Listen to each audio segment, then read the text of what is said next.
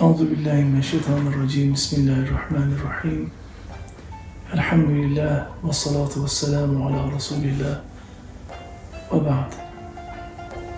My respected brothers and very dear sisters, Alhamdulillah, as we know, as of yesterday, last night, we have entered the blessed month of Sha'ban.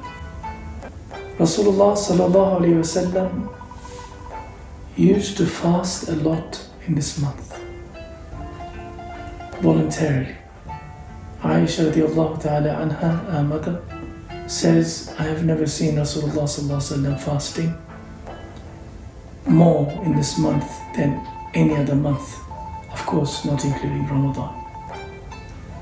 And when he was approached, Ya Rasulullah, why are you fasting in this month so much? And he would say,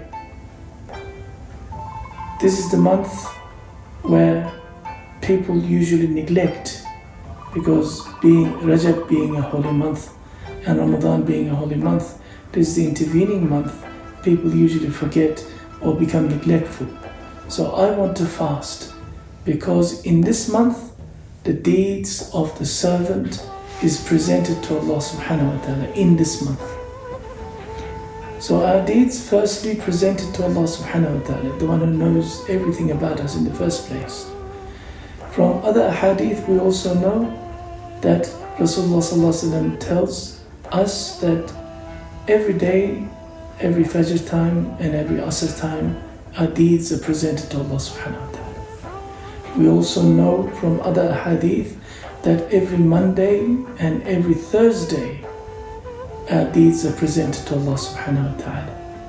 And outside this, annually, every Sha'ban, our deeds are presented to Allah subhanahu wa ta'ala. That's why he says, I like my deeds to be presented to Allah subhanahu wa ta'ala when I am in a state of fasting. So it is something that Muslims fast during the month of Ramadan. Month of Ramadan is fard. Nabi sallallahu alayhi wa sallam in the hadith, he says that month of Rajab, the one we just passed, is the month of Allah subhanahu wa ta'ala. And month of Sha'ban is my month. And month of Ramadan is the month of my ummah. Why does Nabi sallallahu alayhi wa sallam say that this month of Islamic month of Sha'ban is his month? There are many reasons our ulama tell us. Firstly, the famous ayah that we always remember in Surah Al-Ahzab, Surah Al-Ahzab, verse 56. Allah subhanahu wa ta'ala says, Bismillah ar-Rahman ar-Rahim, Inna Allah wa malaikatahu yusalluna ala al-Nabi, Ya ayyuha alladhina amanu, sallu alayhi wa sallimu taslima. Allah and His angels constantly send salutations upon His Nabi sallallahu alayhi wa sallam. O you who believe, send salutations upon him.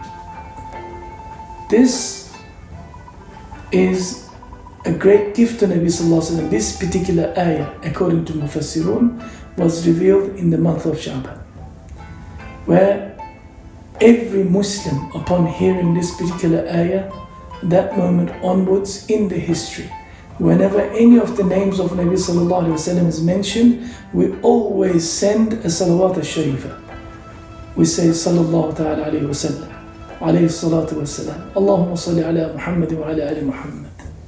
This is a momentous occasion, something that Nabi sallallahu alayhi wa sallam's name is chiseled in the hearts of Muslims. They must always send salutations to.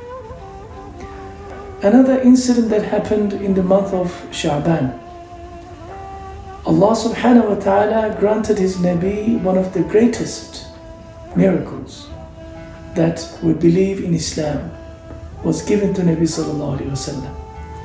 One day, Nabi sallallahu alayhi wa sallam was in the company of some of his companions as well as some of the pagans of Quraysh in Mina. They began to argue with him and they said, show us a miracle. Show us a miracle that we would, it will force us, compel us to believe in you. And he says, what do you want me to show you? And they said, okay, you see that full moon in the horizon? Split it into two. He said, okay. Bismillah, as Allah subhanahu wa ta'ala talks about Shaqqul Qamar in the Quran, where with his Mubarak finger he just pointed, and in the horizon, before everybody's eyes, the moon was split. It is in the Quran. It is fard upon us to believe in this. If you don't believe in this, you are not a Muslim. So, this particular mu'jiza was given to Rasulullah sallallahu alaihi wasallam in that particular month of Sha'ban. And if you read Surah Al-Qamar, you would find out all the beautiful story of this, inshallah ta'ala.